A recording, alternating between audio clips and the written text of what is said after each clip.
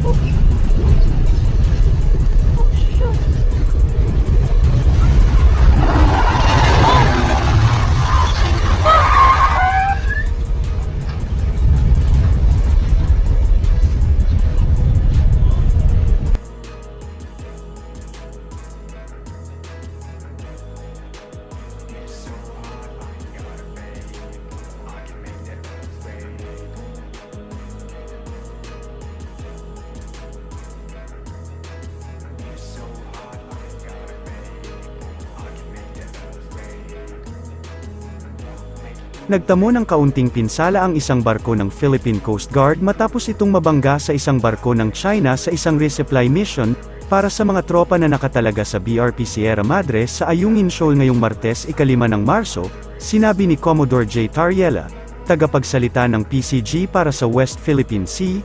Ang banggaan ay resulta ng inilarawan niyang mapanganib na maniobra ng mga sasakyang pandagat ng China sa pagtatangkang harangin ang mga sasakyang pandagat ng Pilipinas na gumagawa ng resupply mission. Kinumpirma ng Armed Forces of the Philippines na mayroon ng rotation and reprovisioning mission ang Western Command nito sa BRP Sierra Madre na nagsisilbing outpost ng Pilipinas matapos itong sumadsad noong 1999, sinabi ng tagapagsalita ng AFP na si Colonel Xerxes Trinidad, na ang rotation at reprovisioning mission ay may kinalaman sa dalawang civilian contracted vessels na suportado ng mga barko ng Philippine Navy at Philippine Coast Guard.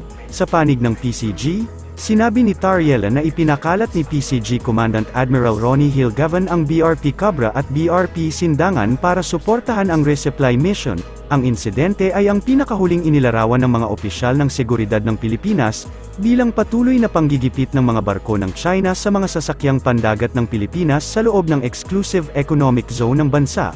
Inaangkin ng China ang halos buong South China Sea, isang claim na pinawalang bisa ng desisyon ng United Nations Tribunal batay sa kasong isinampa ng gobyerno ng Pilipinas.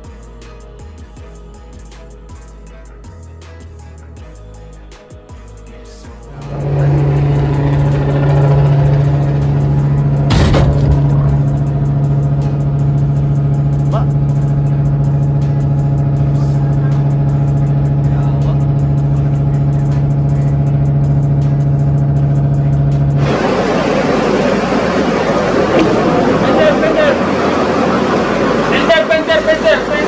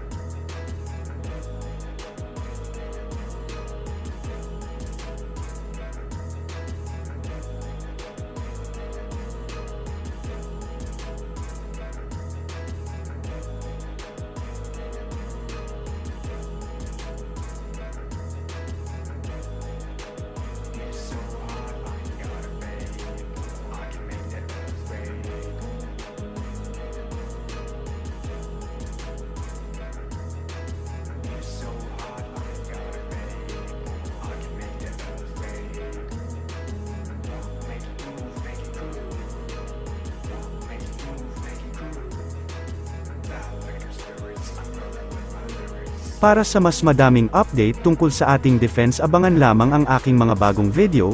Para naman sa mga gusto magpa-shoutout, mag-comment lamang po at share, paki-follow at like muna ng aming page na nasa description na ang link. Huwag mo na rin kalimutan mag-like, share, and subscribe. Pindutin mo na rin ang bell para updated kayo sa aking mga video.